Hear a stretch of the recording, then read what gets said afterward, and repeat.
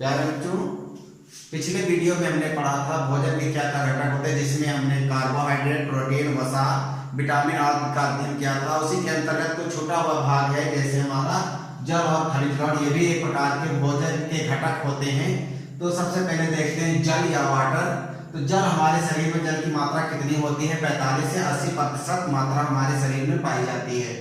और जल का काम क्या होता है? शरीर के अंदर ताप का नियंत्रण करना। जैसे हमारे शरीर को गर्मी लगती है तो हम प्यास लगती है, प्यास हम जल पीते हैं, ठंडा पानी पीते हैं, वो शरीर में जाकर ब्लड में घुलता है, ब्लड में उपस्थित ऊर्जा को अवशोषित कर लेता है और गर्म होकर पेशाब के माध्यम से या मूत्र के माध्यम से बाहर निकल जाता है। तो इस तरह से हम जल को, ठंडे जल को ग्रहण करते रहते हैं और गर्म जल शरीर के तापमान को बाहर निकालता रहता है। इस प्रकार से ताप का नियंत्रण होता रहता है। या पसीना बाहर निकलता रहता है तो हमको प्यास लगती है तो हम ठंडा पानी पीते हैं। इस तरह से शरीर का तापमान बना रहता है। और जैविक क्रियाओं, शरीर में होने वाली बहुत सी जैविक क्रियाएं हैं जिसमें जल की भूमिका होती है। जैसे खास करके आप पौधों में देखते हैं, प्रकाश संश्लेषण में जल की आवश्यकता होती है। या मनुष्य में जितनी जैविक क्रियाएं लगभग होती है तो जल की उपस्थिति में ही होती है। चाहे श्वसन, पाचन, विसर्जन जो भी है, बिना जल के जो क्रिया संभव नहीं हो सकती है। तो इन क्रियाओं में जल की आवश्यकता होती है। और दिया गया है जीव द्रव्य जो होता है, हमारे शरीर की जो कोशिकाएं, कोशिकाओं में जो जीवित पदार्थ होता है जिसको हम जीव द्रव्य कहते हैं। और जीव द्रव्य में लगभग 90% जल होता है। जब जल ना हो तो जीव द्रव्य सूख जाए, और जीव द्रव्य सूख जाए तो कोशिकाएं जो है नष्ट हो जाएंगे, जिससे जीव की मृत्यु हो सकती है। ठीक है, ये था जल की उपयोगिता। और अगला है हमारा खनिज लवण, मिनरल्स। मिनरल्स हमारे शरीर में इनकी मात्रा कितनी होती है? लगभग 4 से 5% इनकी मात्रा हमारे शरीर में पाई जाती है। और इनका काम क्या उपापचयी क्रियाओं का नियंत्रण करना। हमारे शरीर के अंदर जो भी क्रियाएं हैं, उपापचयी क्रियाएं, चाहे वो श्वसन हो या प्रकाश संश्लेषण हो, इन क्रियाओं के लिए जो क्या करते हैं, ये नियंत्रण करते हैं। और शरीर में जैसे संवेदनाओं का जो है संचार होता है, या किसी भी वस्तु का या किसी भी ज्ञान चीज का जो है आभास होता है तो वो सूचनाएं पहुंचाने का कार्य करती हैं। जैसे हमें कोई कांटा चुभ जाता है तो कैसे हमको ज्ञान होता है, मस्तिष्क तक सूचनाएं कैसे आती हैं? तो तंत्रिका कोशिकाएं जो है कुछ मिनरल्स के माध्यम से, जैसे पोटेशियम है या कैल्शियम है या सोडियम है, इन जो है तत्वों के द्वारा जो है हमारे शरीर में जो है संवेदनाओं को या सूचनाओं को संचरित करती हैं। ठीक है, तो और भी बहुत सारी क्रियाएं शरीर में होती है जिसमें हमारे जो है तत्व जैसे sodium, potassium, calcium, phosphorus, sulphur, ये सब क्या है? ये सब हमारे लिए उपयोगी जो है खनिज लवण होते हैं जो हमारे शरीर के अंदर उपापचयी क्रियाओं का नियंत्रण करते हैं। उसके बाद आज हम नया टॉपिक पढ़ने वाले हैं जिसको हम क्या कहेंगे? प्रकाश संश्लेषण। ठीक है, फोटोसिंथेसिस। तो प्रकाश संश्लेषण क्रिया या फोटोसिंथेसिस क्या होता है? तो पहले से पढ़ते आए हैं, इसके बारे में आपको जानकारी पहले से ही है। तो प्रकाश संश्लेषण वह क्रिया है जिसमें पौधे जो होते हैं, हरे पौधे, तो हरे पौधों की जो कोशिकाएं होती हैं, जीवित कोशिकाएं, उन कोशिकाओं के अंदर पौधे क्या करते हैं? वायुमंडल से कार्बन डाइऑक्साइड लेते हैं और मृदा से जल ग्रहण करते हैं और सूर्य के प्रकाश तथा पर्णहरित की उपस्थिति में अपने लिए भोजन बनाते हैं। ठीक है, कहने का मतलब वायुमंडल से कार्बन डाइऑक्साइड और मृदा से जल लेते हैं और सूर्य के प्रकाश तथा पर्णहरित की उपस्थिति में, क्लोरोफिल की उपस्थिति में अपने लिए कार्बोहाइड्रेट या भोज्य पदार्थ बनाते हैं। और इस क्रिया में सह उत्पाद के रूप में ऑक्सीजन गैस मुक्त होती है। ठीक है, तो प्रकाश संश्लेषण क्रिया क्या है? वह क्रिया जिसमें हरे पौधे सूर्य के प्रकाश और पर्णहरित की उपस्थिति में जल तथा कार्बन डाइऑक्साइड के द्वारा अपने लिए कार्बोहाइड्रेट का निर्माण करते हैं। ठीक है, और इस क्रिया में ऑक्सीजन गैस मुक्त होती है। उसके बाद चलते हैं प्रकाश संश्लेषण क्रिया के प्रकार। प्रकाश संश्लेषण क्रिया कितने प्रकार की होती है? तो प्रकाश संश्लेषण क्रिया 2 प्रकार की होती है, प्रकाशिक प्रकाश संश्लेषण या अप्रकाशिक प्रकाश संश्लेषण क्रिया। प्रकाशिक प्रकाश संश्लेषण लाइट रिएक्शन और अप्रकाशिक प्रकाश संश्लेषण डार्क रिएक्शन कहते हैं इसको। तो सबसे पहले चलते हैं प्रकाशिक प्रकाश संश्लेषण क्रिया क्या होती है। लाइट रिएक्शन क्या होता है? तो लाइट रिएक्शन में हम सबसे पहले लाइट रिएक्शन किसे कहते हैं, अर्थात वह प्रकाश संश्लेषण क्रिया जिसके लिए प्रकाश आवश्यक होता है, अर्थात प्रकाश संश्लेषण की वह प्रकाश संश्लेषण क्रिया जिसके लिए प्रकाश की उपस्थिति अनिवार्य होती है। ठीक है, और इस क्रिया में क्या होता है, इस क्रिया में वर्णहीन का अणु जो होता है वो उत्तेजित हो जाता है और उत्तेजित होकर जो है जल का अपघटन करता है। ठीक है, और इस क्रिया का अध्ययन सर्वप्रथम किसने किया था, हिल साहब ने किया था, इसलिए इसको हिल अभिक्रिया कहते हैं। अर्थात प्रकाश संश्लेषण क्रिया, प्रकाशिक प्रकाश संश्लेषण क्रिया की खोज किसने की थी, हिल साहब ने किया था। किसने किया था, हिल ने किया था, इसलिए इसको हिल अभिक्रिया भी कहते हैं। ठीक है, अब प्रकाशिक प्रकाश संश्लेषण क्रिया में होता क्या है, सूर्य का प्रकाश के कारण जो है पराहरित के जो अणु होते हैं वो सूर्य की ऊर्जा में उपस्थित जो फोटॉन होते हैं, ऊर्जा के पैकेट होते हैं, उन ऊर्जा के अणुओं से पर्णहरित का जो सामान्य अणु होता है, पर्णहरित का जो सामान्य अणु होता है वो सूर्य के प्रकाश को प्राप्त करके, सूर्य का प्रकाश जब पड़ता है तो ये सामान्य पर्णहरित उत्तेजित अवस्था में आ जाता है। इस पर हमने स्टार बना दिया है, इसका मतलब ये उत्तेजित अवस्था है और ये पर्णहरित की सामान्य अवस्था है।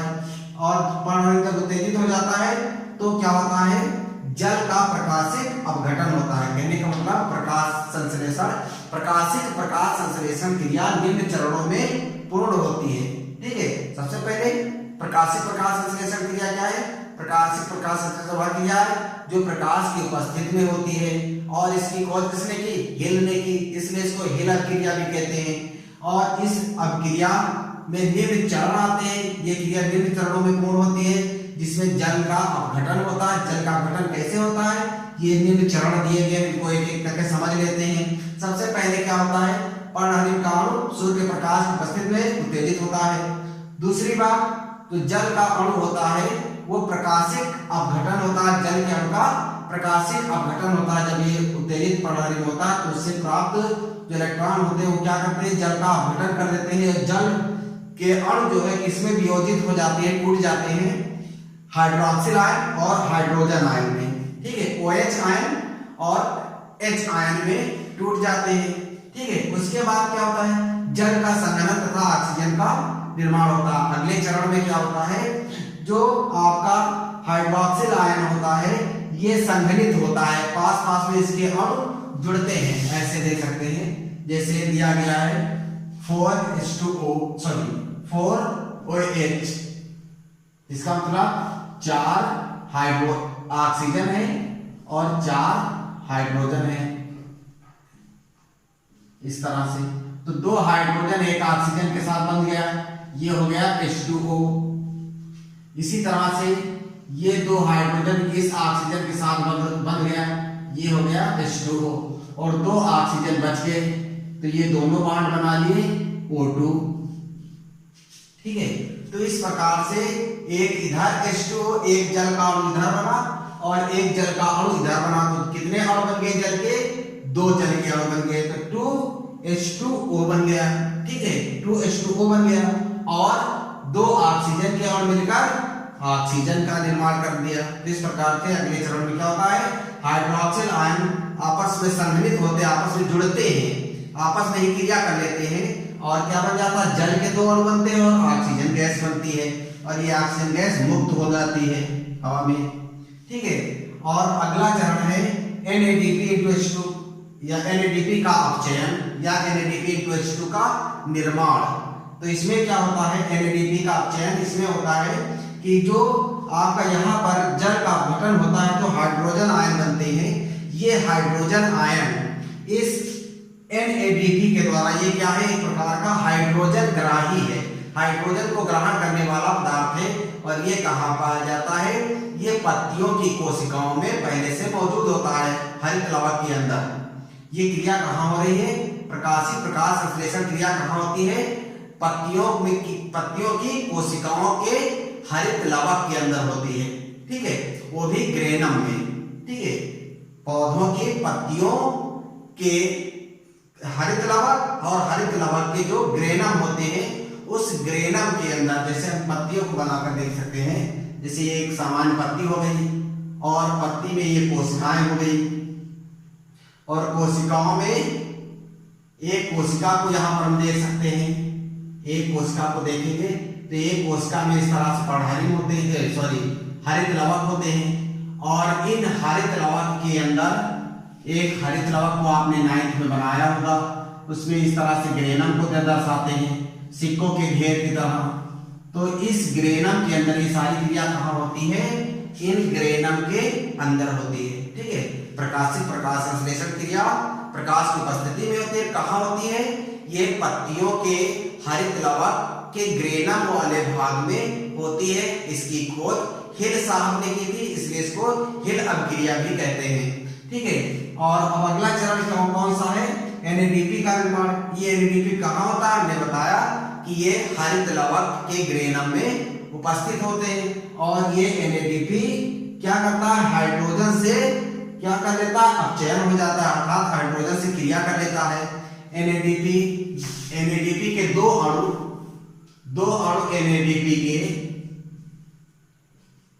4 अणु हाइड्रोजन से क्रिया करता है और क्या बन जाता है, 2NADP×H2 के अणु बन जाते हैं। ठीक है, 2 NADP के अणु 4 हाइड्रोजन से, यहाँ पर जो 4 हाइड्रोजन निकले थे। ठीक है, 4 हाइड्रोजन के अणु जो होते हैं ये क्रिया कर लेते हैं NADP से, और क्या बन जाता है, NADP×H2, निकोटिनामाइड एडेनिन डाइफॉस्फेट। ठीक है, इसका पूरा नाम है। और उसके बाद अगला चरण का कौन सा हमारा है, इसमें नहीं दिया गया है, तो लास्ट चरण होता है ऊर्जा का निर्माण। ठीक है, 5वां चरण है ऊर्जा का निर्माण।